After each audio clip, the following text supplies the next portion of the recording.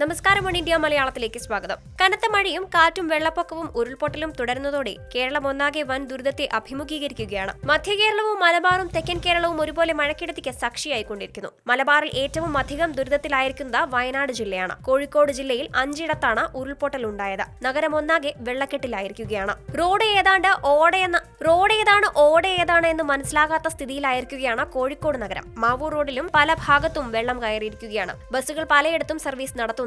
ബൈക്കുകളും കാറുകളും അടക്കമുള്ള സ്വകാര്യ വാഹനങ്ങളാണ് നിരത്തിൽ കൂടുതലായുള്ളത്. റോഡിലെ വെള്ളത്തിൽ വളരെ അപകടകരമായ നിലയ്ക്കാണ് ഇരുചക്രവാഹനങ്ങൾ അടക്കമുള്ളവരുടെ പോക്ക്. റോഡിലെ വെള്ളത്തിൽ വളരെ അപകടകരമായ നിലയിലാണ് ഇരുചക്രവാഹനങ്ങൾ പോകുന്നത്. വെള്ളക്കെട്ടിനെ തുടർന്ന് റോഡിൽ പലയിടത്തും വലിയ കുഴികൾ രൂപപ്പെട്ടിരിക്കുന്നത് അപകട സാധ്യത വർദ്ധിപ്പിക്കുന്നു. പല വാഹനങ്ങളും കുഴിയിൽ വീണും വഴിയിൽ കുടുങ്ങി. മരങ്ങൾ കടപുഴകി റോഡിൽ വീണ് പലയിടത്തും ഗതാഗതം തടസ്സപ്പെട്ടു. ജില്ലയിലെ താഴ്ന്ന പ്രദേശങ്ങളാണ് പ്രധാനമായും വെള്ളത്തിന് അടിയിലായിരിക്കുന്നത്. മാവൂരിൽ വീണ്ടും ദുരിതാശ്വാസ ക്യാമ്പുകൾ തുറന്നിരിക്കുകയാണ്. ആദ്യത്തെ വെള്ളപ്പൊക്കത്തിൽ ദുരിതാശ്വാസ ക്യാമ്പുകളിലെത്തിയവർ 4 ദിവസം മുൻപ് വീടുകളിലേക്ക് മടങ്ങിയിരുന്നു. എന്നാൽ വീണ്ടും കനത്ത മഴയും ഉരുൾപൊട്ടലും ഉണ്ടായതോടെ ദുരിതാശ്വാസ ക്യാമ്പുകൾ വീണ്ടും തുറക്കേണ്ടി വന്നു. Balussery road, Mavoor road, Rajaji junction, Sreekanteswaram ക്ഷേത്രം റോഡ് എന്നിവിടങ്ങളിലെല്ലാം വെള്ളക്കെട്ടായിരുന്നു. പൂവാട്ടുപറമ്പ്, കുറ്റിക്കാട്ടൂർ ഭാഗത്തും റോഡിൽ വെള്ളം കയറിയിരിക്കുകയാണ്. ബീച്ച്, വെള്ളിമാട് കുന്ന്, മീഞ്ചന്ത എന്നിവിടങ്ങളിലും റോഡിലേക്ക് മരം വീണു. നഗരത്തിൽ പലയിടത്തും വൈദ്യുതിയും ഫോൺ ബന്ധങ്ങളും തകരാറിലായിരിക്കുകയാണ്. കോഴിക്കോട് ഉൾപ്പെടെയുള്ള സംസ്ഥാനത്തെ 12 ജില്ലകളിൽ റെഡ് അലർട്ട് പ്രഖ്യാപിച്ചിരിക്കുകയാണ്. ഈ മാസം 18 വരെ കനത്ത മഴ തുടരുമെന്നാണ് കാലാവസ്ഥാ നിരീക്ഷണ കേന്ദ്രം അറിയിക്കുന്നത്. News desk, Oneindia Malayalam.